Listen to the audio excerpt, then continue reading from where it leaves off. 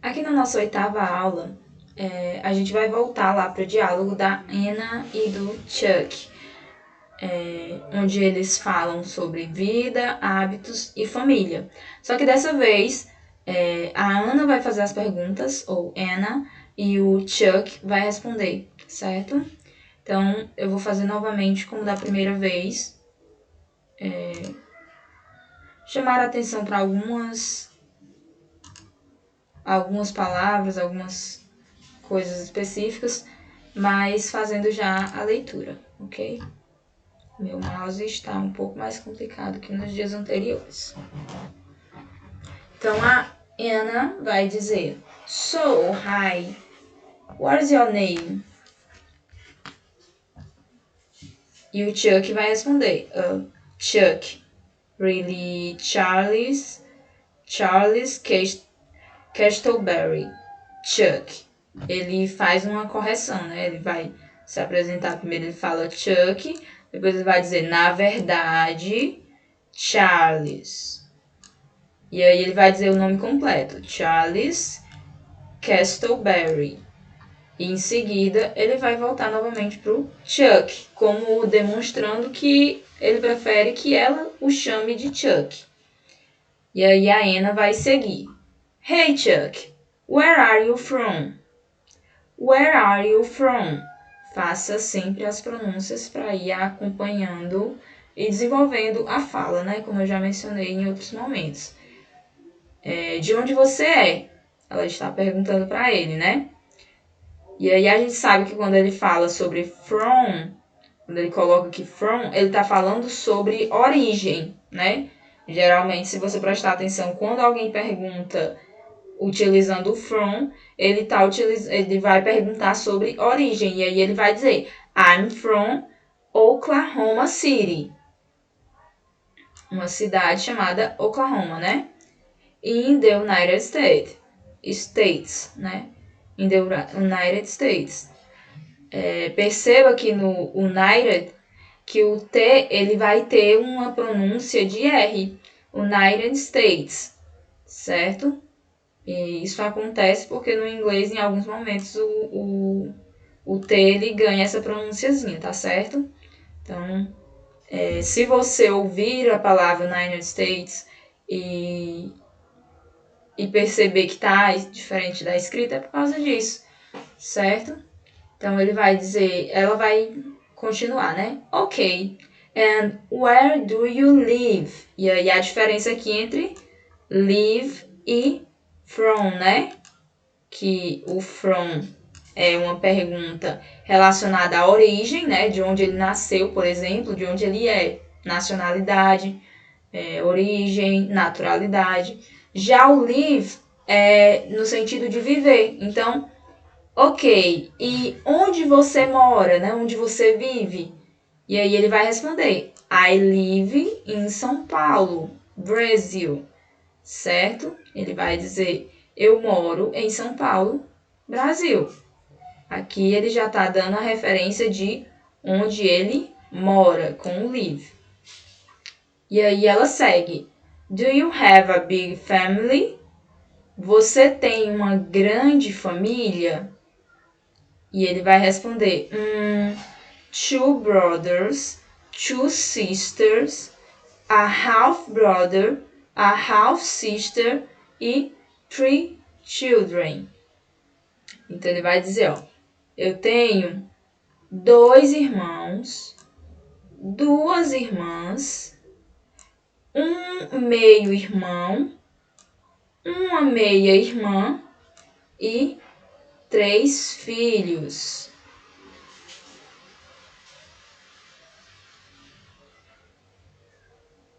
E aí ela vai dizer, wow, ok, where do you live? Aliás, corrigindo, where do they live? Your brothers and sisters. Vai perguntar, ela vai dizer, na verdade, né? Wow, ok. E aí vai fazer esse que seria essa expressão mesmo, e aí, em seguida vai perguntar, onde eles moram? Seus irmãos e suas irmãs. E aí ele vai dizer... They all live in Arkansas, Fort Smith. Eles todos moram em Arkansas, que é uma cidade. E aí aqui ele vai dizer, acho que é o estado, Fort Smith. E aí em seguida, não sou muito atenta à geografia norte-americana, aliás, estadunidense. E aí ele continua. I have a stepbrother who lives in Carolina. Eu tenho um enteado, aliás, stepbrother não é enteado, stepbrother é um irmão que é um meio-irmão, na verdade, é esse meio-irmão que ele está mencionando aqui, que é aquele que ele é filho de um dos pais dele, mas não é filho dos dois pais, do pai e da mãe, né? Ele é filho de um, mas não é filho de outro, então ele é um stepbrother, meio-irmão. E aí ele vai dizer que mora na Carolina. Provavelmente Carolina... aqui ele vai responder, ela vai perguntar. Anna vai perguntar, ok, North ou South Carolina? Na Carolina do Norte ou na Carolina do Sul? E aí ele vai dizer North Carolina, Carolina do Norte. E aí ela vai dizer, so what do you do? What do you do? O que você faz? You are a teacher, right? Você é um professor, certo? E ele vai responder, yes, I'm a teacher and I also work with translations. Sim, eu sou um professor e eu também, olha só o also aqui, ele indica também, ele vai dar, acrescentar. Eu também work with translation. Imagina aí o que isso deve significar. Agora eu vou te dizer a tradução. Trabalho com traduções. Olha isso, foi o que você pensou. E aí a Anna vai continuar. Are you brothers and sisters teachers like you? Os seus irmãos e as suas irmãs são professores como você? Lembrando aqui, que esse are, ele aparece no início porque ela está fazendo uma pergunta, utilizando o verbo to be. Então, o are vem na frente do you, né? Aliás, na verdade, ele está falando sobre your brothers and sisters.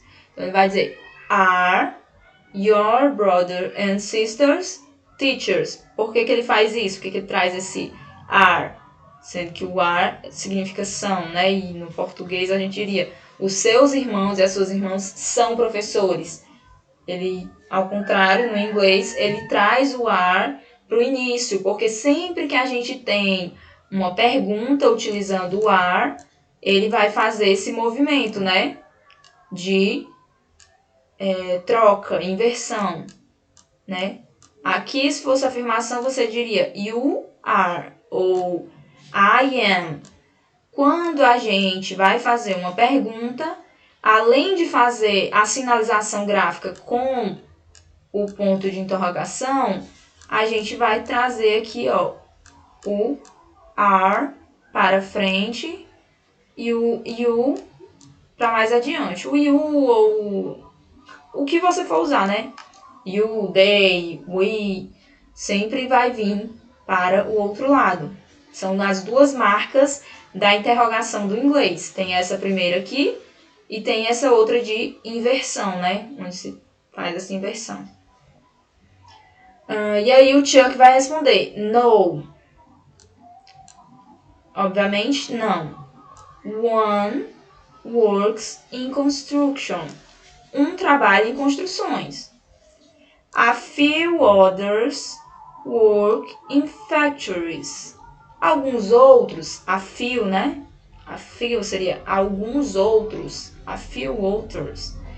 A few others. Alguns outros trabalham em fábricas, factories. Some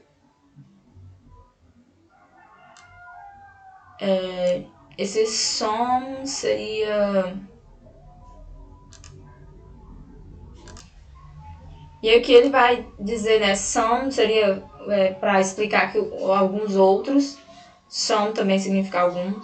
Ele vai dizer algum, e como se ele fosse dar continuidade. Alguns trabalham with accounting and taxes, com contabilidade, taxas, juros, ou pode ser também impostos, algo do tipo. Mas trabalham na área de contabilidade, é isso que ele está querendo trazer, né? Com contabilidade e impostos. No setor de arrecadação, provavelmente. E aí ela vai vir aqui e vai continuar. Alright. So, how many students do you have right now? Tudo bem. Então, esse so é quando você está dando uma continuidade. So, e ele é uma marca de muito presente na informalidade do inglês, né? So, how many students? Quantos estudantes do you have right now? Você tem agora, né? No momento. E aí ele diz, I don't really have any students right now. Eu, na verdade, não tenho nenhum aluno atualmente, né? Right now. Esse right now seria certo agora, se você for traduzir ao pé da letra. Mas aqui a gente diz no momento, né? Nesse momento seria agora, né? Porque now é agora. E aí ela vai continuar. Do you work at home? Você trabalha em casa? E ele diz, yes, I do. I work at home. Ele faz a respostinha completa. E aí ela continua. So, what are your work hours? Que seria... What are your work hours? Então, que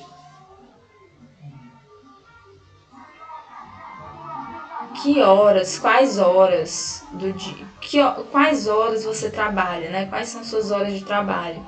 Como se fosse para ele responder o horário que ele começa a trabalhar, que encerra a trabalhar. Isso é uma forma de você perguntar isso em inglês, tá certo? Essa frasezinha aqui. So, what are your work hours? E aí ele vai dizer, I work all hours of the day and night. Eu trabalho todas as horas do dia e da noite. There's no real schedule. Não existe uma tabela real. E aí ela vai dizer, wow, but usually like from 8 a.m. to 6 or from 7 to... Como se ela quisesse que ele explicasse, né, que ele fizesse uma limitação, que ele tá dizendo, todas as horas, ok? A gente sabe que é impossível que alguém possa trabalhar todas as horas do dia. Em algum momento você tem que comer, tem que dormir, então existe uma organização da rotina. E aí ela vai dizer, mas normalmente, tipo, se like, às vezes pode ser usado quando a gente usa aqui no português o tipo. Então, tipo, de 8 às 5 ou de 7 às... Pedindo que ele dê a continuidade. E aí ele vai dizer, it's not a normal schedule, it's really crazy. Não é uma tabela normal, uma rotina normal, pode ser. É realmente louca. Ele vai dizer que realmente não existe essa limitação, né, do horário de trabalho dele. E aí ela vai dizer, so do you work at night sometimes? Então, você trabalha à noite às vezes? E ele vai dizer, yes, I do. Sim, eu faço isso, né? Claramente, ele já tinha dito anteriormente. Não sei porque ela tá perguntando novamente, mas enfim. Vamos lá. And what time do you usually have dinner? Então, que horário você costuma jantar? Have dinner. Certo? Você pode perguntar o horário que alguém costuma jantar com essa pergunta. E caso você queira perguntar, por exemplo, almoço, você só vai trocar aqui dinner por lunch. Certo? Caso você queira fazer a mesma pergunta, só que para almoço. Ou que você queira fazer para café da manhã, a gente tem também o breakfast, né? Breakfast. Então, aqui dessa pergunta a gente consegue tirar formas para fazer outras perguntas em inglês também. É sempre importante estar atento quando você pode transformar uma pergunta em outra, né? E aí ele vai dizer, respondendo à pergunta do café, do jantar. Sometimes I have dinner at 6 o'clock. Que a gente tem a colocação de hora, né? 6 o'clock. A gente sabe que aqui o o'clock é usado para horas fechadas, né? Então, é exatamente às 6 horas que ele está falando. Às vezes, eu janto às 6 horas. Sometimes at 10 o'clock. Às vezes, às 10. Então, às vezes ele janta às 6, às vezes ele janta às 10 da noite. E continuando aqui o que a Anna vai perguntar. Where do you usually go during the week? Onde você normalmente vai durante a semana? Week, né? E ele vai dizer... ela vai continuar. Do you go to the grocery store? To the pharmacy? Where? Você vai à doceria, à farmácia. Onde? Ela vai perguntar e ele vai dizer, ok. Grocery store once a week. Doceria uma vez por semana que ele vai. I get to the gym several times a week. Eu vou para a academia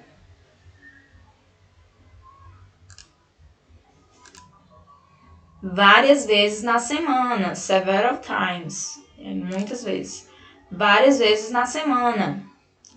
And out and about once or twice a week. E saio cerca de uma vez na semana. Uma ou duas vezes na semana. E aí ela vai dizer, alright, do you like books? Do you like music? What do you like? Certo. Então, você gosta de livros? Você gosta de música? Do que você gosta? E aí ele vai responder, I like music. I listen to music almost every day, all day long. Eu gosto de música. Eu escuto música.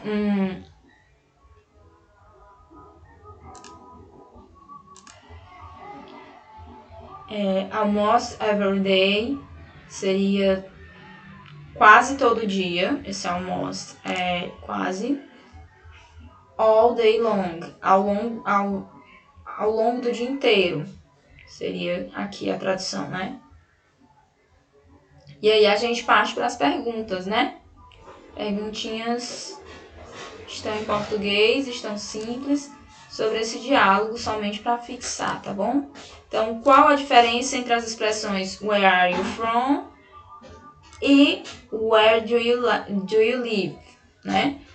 Então, a primeira é utilizada, né?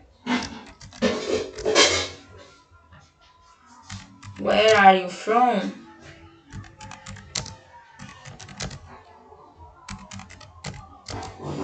é utilizada para perguntar sobre origem. Origem, né? Onde a pessoa nasceu.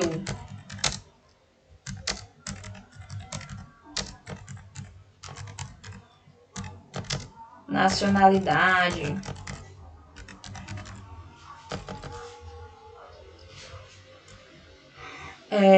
Where do you live é utilizado para... Deixa eu até botar entre aspas, né? Fica mais bonitinho. Opa!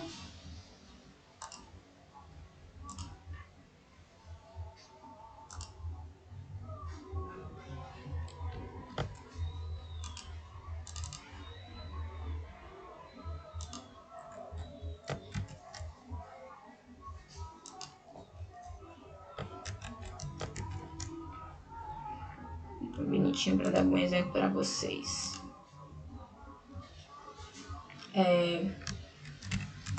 Where do you live?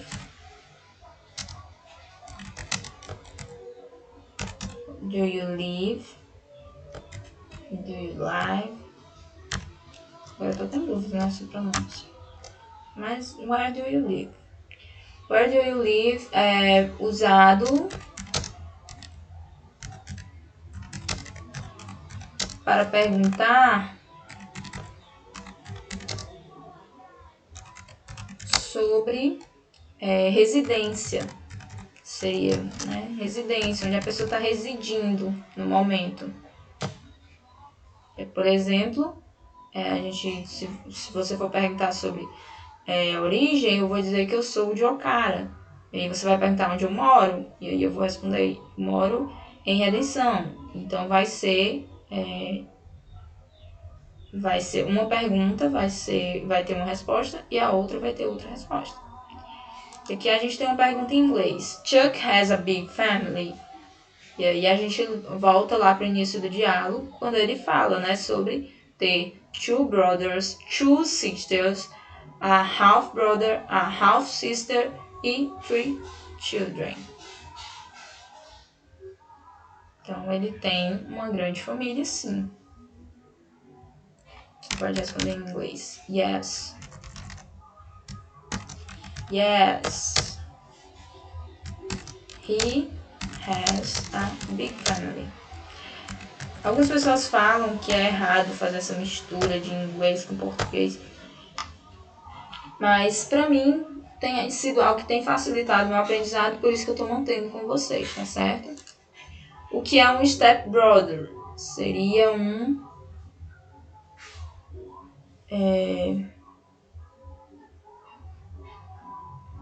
stepbrother seria um irmão, tipo um irmão do meio. Aliás, um meio-irmão, né? Então, é um meio-irmão. Seria um filho de um dos seus pais que não é filho dos dois, como você, né? Seria um irmão do meio. Vai ser o meio-irmão. Aliás, um meio-irmão. O irmão do meio é o irmão que nasce no meio, né? Um meio-irmão. O Chuck trabalha fazendo traduções? Yes. Né? Em algum momento ele fala lá que ele work with translations. Trabalha com traduções. E aí, com o que os irmãos do Chuck trabalham? E a gente tem lá, vai dizer, ó, one works in construction. A few others work in factories. Some work with accounting and taxes.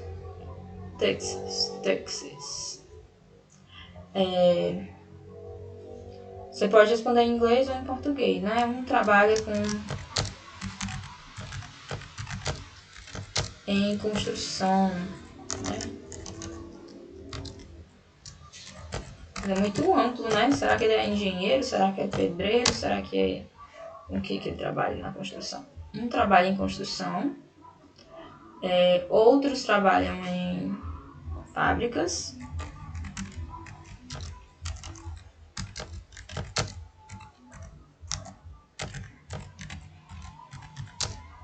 e outros com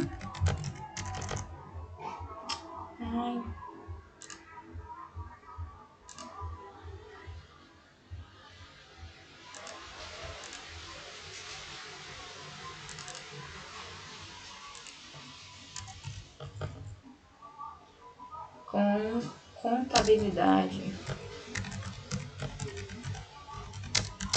e impostos, aí taxas. Que horas o Chuck costuma jantar? E aí ele diz pra gente que ele, às vezes, aliás, diz pra Anna, né, que às vezes, às 6, às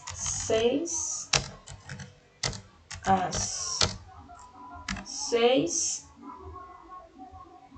aqui no Brasil às 18, né? E outras vezes às 22. O que significa I get to the gym several times a week?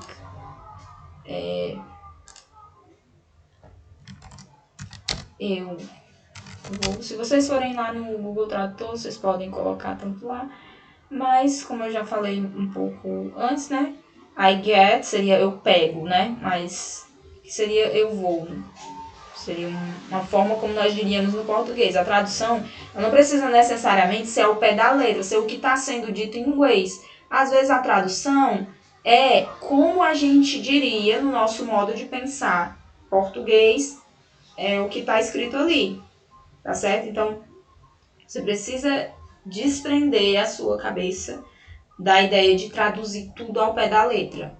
Porque se você for traduzir palavra por palavra aí, vai ficar meio desencaixado. Agora, se você for fazendo ponderações, eu acredito que no português ficaria mais sensato dizer dessa forma. Aí você consegue uma tradução melhor, sem perder o que está sendo dito. Sempre você precisa prezar pelo que está sendo dito, né? Então, ele está dizendo que vai à academia várias vezes por semana, certo? Eu vou à academia várias vezes por semana. E às vezes pode ser que você faça uma tradução e não faça tanto sentido. Aí você vai tentar ir ajustando ela até que ela faça sentido. Essa é a nossa aula de hoje, né? Principalmente essa parte de where are you from, where do you live, é importante. E algumas perguntinhas que vocês não conheciam, algumas palavras que vocês não conheciam, passam a fazer parte do vocabulário de vocês. Outra coisa importante, observem sempre as frases que aparecem nos diálogos, nos textos, que você pode transformar em outras frases. Inclusive, faça esse exercício no seu caderno. Você pode, essa aqui significa qual é o seu nome. Você pode, por exemplo, transformar isso aqui, ó. What is your address? Seria qual é o seu endereço. Ou what is your email address? Já seria uma outra pergunta. Qual é o seu endereço de e-mail? Você poderia também transformar aqui quando você vai responder I'm from. E aí você vai dizer a sua cidade. Você pode ir fazendo esses exercícios. Do you have a big family? Aqui a gente está falando sobre família, mas eu poderia perguntar também, do you have an apple? Você tem uma maçã? Também seria a mesma lógica, só muda a pergunta, a palavra. Uma palavra às vezes transforma em uma outra pergunta. E aí você pode se aproveitar dessas expressões do inglês, vai decorando algumas expressões que costumam aparecer com frequência, e isso vai te ajudar quando você precisar construir diálogos mais concretos no inglês ou precisar compreender diálogos no inglês, tá bem? Até a próxima aula.